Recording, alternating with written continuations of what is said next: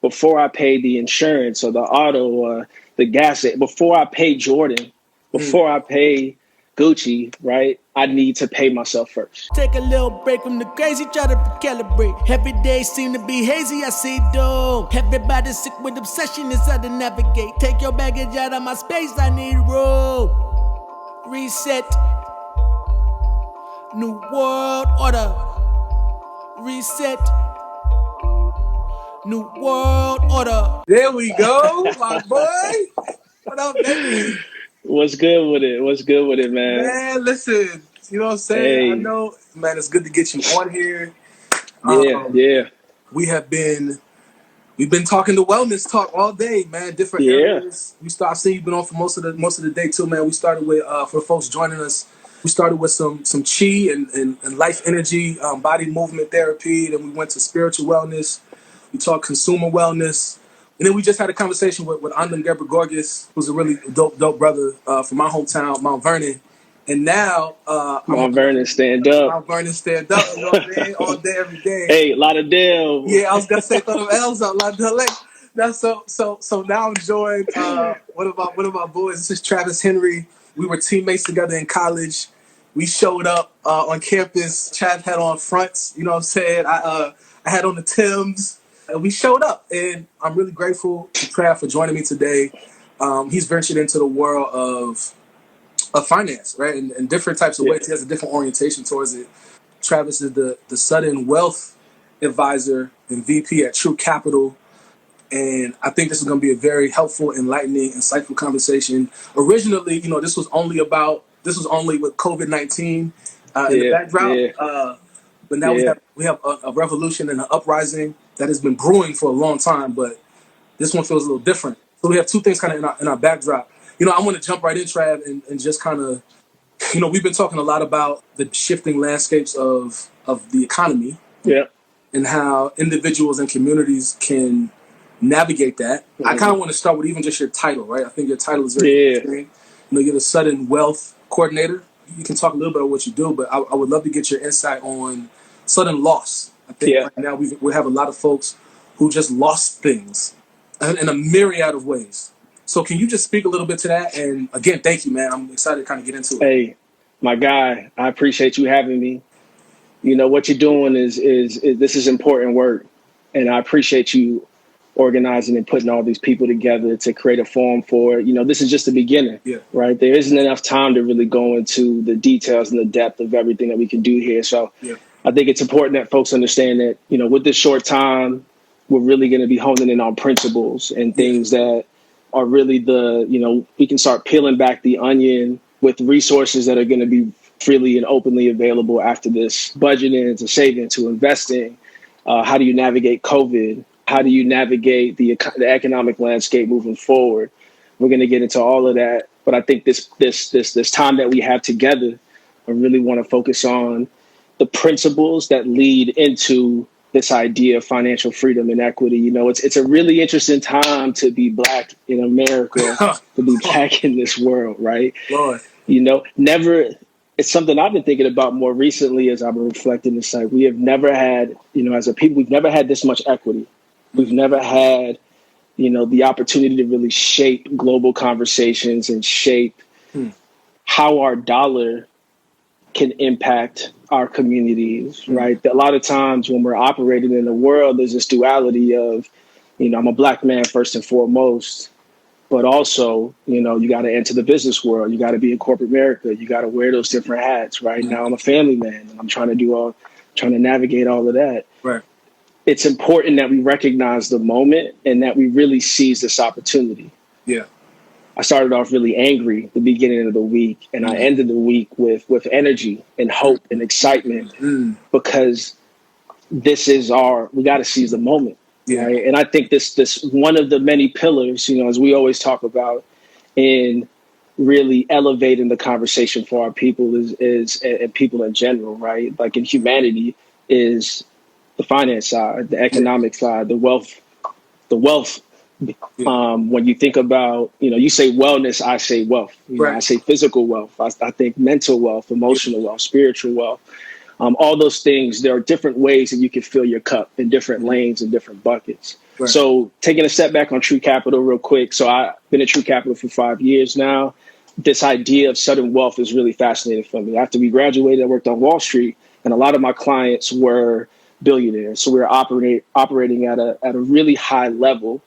And one of the thoughts that I always had was, how can I take that experience and that knowledge that I was building and seeing how the best of the best, the movers and shakers globally, invest their money, think about money, their relationship with money, what structures do they have in place? How can we bring that to people that are coming into money for the first time? So that's this idea of sudden wealth, right? It's young people that are really coming into large sums of money. And, 90% of my clients are minorities. 90%, like most of them are Black. Most of them look like us.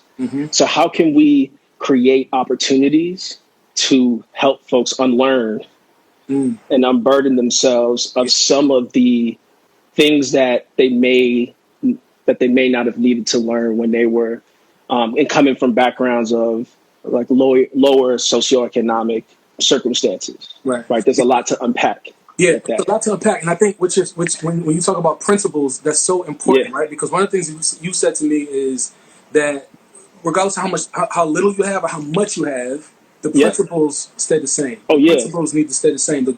The out and in, the income outcome, the budgeting, investing, and it's interesting. You talked about equity. I knew that we would link. I knew that this conversation would link to the conversation I had with Dr. Kristen H. about consumer wellness. And the word that she left us with in her conversation was, Black folks understand our power right now. What you're saying was seizing this moment. And I'm so curious to kind of get into the weeds a little bit. Like you said, this is just a beginning conversation. Get into with you about principles, about the mentality shift, the unlearning of the scarcity mindset, and what it looks like to apply certain principles when it comes to income outcome or income outgoing budgeting.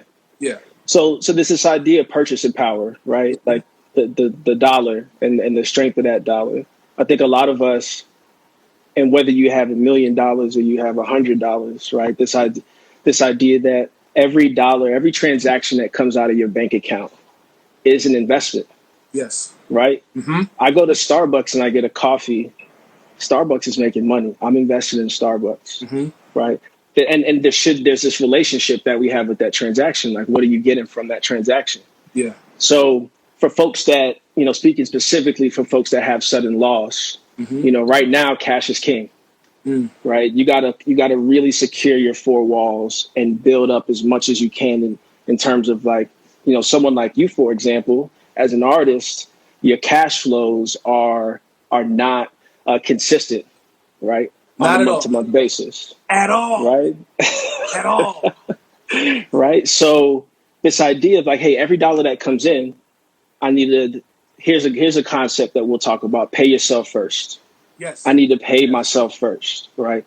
Before I pay Starbucks, before I pay my landlord, before I pay the insurance or the auto or the gas, before I pay Jordan, before I pay Gucci, right? I need to pay myself first. I need to set aside a certain amount of that first will become my emergency fund, right? Talk about savings, your emergency savings. And then for investing and what you're going to do, what your goals are and what you want to build for the future. Right. But in terms of those individual transactions, right, this idea of equity and purchasing power, right, it all starts with the budget. We really got to take a step back. It's budgets, then savings, then investing. Right. So for a lot of my clients, and I encourage a lot of folks, like, yes, we can go in the weeds on investing. We can go as deep as you want. But right now, with unemployment at sky high levels, right, 17% of Black folks are unemployed right now in this country. Right. There was an announcement that, the unemployment rate dropped to 12%, but no one did the double clicking on seeing like how it's disproportionately, affecting us. Yeah. Right. You're going to have a session on health tomorrow. And I think health is a really big part of this conversation as well. Yeah. But with going back to budget, savings, investing on your budgets, this idea of pay yourself first. Yep. For a lot of our clients, and we talked about this, most people build budgets, they just add up all their expenses and whatever's left over, that's what I have in savings. Yeah. And that's why when you get into situations of sudden loss, It's so difficult to navigate. Yeah. But when you do have sudden loss, just realize you're not alone. Right. Right? Right. Don't That's panic. important. That's important. You can't That's panic. important. There's an emotional aspect to money, right? Yeah. That we have. Yeah. People get sad and they go buy things to make themselves happy. Yes. People are excited in the same way. I look at my clients who are like football players, for example. Sunday night, if they lose, I can look at their transactions on Sunday and Monday to know if they lost or won that game, right? Right. There's emotional attachment, which is, and I just want to highlight Retail right? therapy. What you're saying is so important because I feel like there's a lot of, for me growing up, from the folks I'm in community with, especially in the Black community, right? There's a stigma attached to money and spending it and showing what you have or not showing or not. I'm not wanting to talk about it. Oh man. And what you're saying is so important about, we're not alone. Number one, right? We're not alone with these things, with sudden loss. These principles apply regardless of what our income looks like, right? Yeah. And you just, like you said, pay yourself first. And you mentioned the budget. You budget, then you save, then you can invest, right? And then you can invest, right? So on the investment side, well, actually, let's stay on the budget and savings. I feel like that's gonna be most relevant for the conversation, absolutely. right? Given where people are in the economic climate that we're in, like I would tell people, like, hey, pump the brakes. So on savings, you typically, and this is a hard one for a lot of people to stomach, but you typically should have 4 to 6 months of cash and savings in the bank at all times. If you don't, then you need to build to get there, and that's why the budgeting is so important. Can you say that one more time? Because that's the type of key right there. We also talk a lot about goals. So can you just say that one more time? That's like a key right there, right? Because I feel like a lot of people don't have that type of information. You should have it. Yeah, absolutely. So with savings, before you can invest a dime, before you invest $1, you should have at least 4 to 6 months of of your spending money in the bank in cash at all times. So what that means is protect your 4 walls, your home, housing. When you're breaking down your budget and you think about what are the things that are the most important, you wake up on January 1. What are things that you can't do without? Right. You got to have food. So, and basic food, right? I'm not talking about going out and, spending it at a fancy restaurant. I mean, your basic needs with food, transportation. Yep. Right. So you need shelter, you need transportation, you need food. Those are the big things that you need to ensure that everything on top of that, that's just all money that you should be stacking up and sitting on it.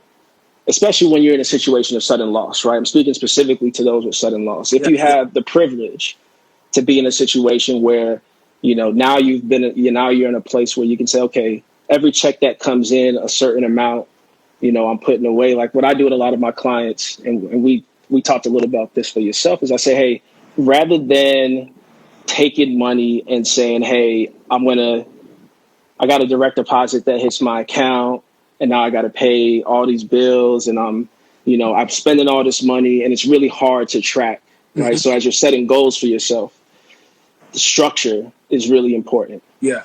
In addition to education, right? Like this conversation is really short. You got to educate. There's so much, there's countless resources online to be able to learn some of these concepts on your own, right? And to dive into it, because there isn't a solution that works for everybody. Like some of my clients, I say this rule of like, we talk about this 40-40-20 concept of every deposit that comes in, 40% pay yourself first. 40% of that's going to go to Uncle Sam, right? He's going to take that right out your paychecks because my guys are at such high levels. And then 20% is going to be, for spending. And that can all be tweaked and changed. I want to jump in because you mentioned paying yourself first. And then I want to connect the dot between what that looks like. And I had a moment of clarity when you talked about the structure of account. The structure. Right?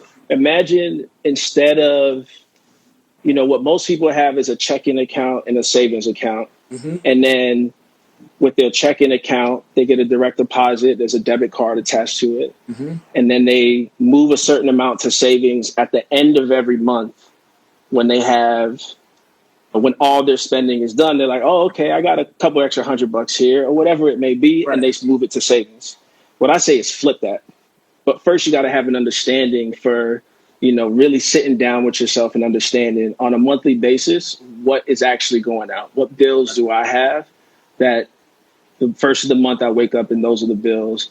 And then you set a target for, hey, I want to have 10,000 or whatever it is put away. And you can just, with those deposits, you put that amount away. I think a shift that we talked about was, what if instead of the outside account that you're moving money to being savings, what if that outside account is actually the account that you use for your personal spending instead, right? So your debit card. So instead you say, okay, I'm going to create a second account on the first of every month. A certain amount is going to go into that separate account that's attached to my debit card for my personal spending. So think about it. $100 comes into your account. And I say, hey, of that 100, if I'm thinking 40, 20, I'm going to put $20 into a separate account, my personal account. Right. Well, most people think of the checking. Most people think of that as like your checking, right? I'm going to move $20 to that account, and that's my budget that I have for the rest of the month. Right. So I don't really care what you spend your money on for your personal, but once that debit card stops working, you're over budget for the month. Right. So then you got to feel this emotional pain of having to pull money from your savings. You feel it differently. You feel it differently, right? Yeah. If you never have to pull it, then you're good. And that's how you start building up that war chest. Put things on auto pay when you can, right? If you're fortunate enough to do that. If you're in a place where, because then you can automate things, so you don't have to think about it. Again, this is a short period of time, and I just want to also just emphasize to folks tuning in right now. These are things, and I saw some folks talk about this in the comments.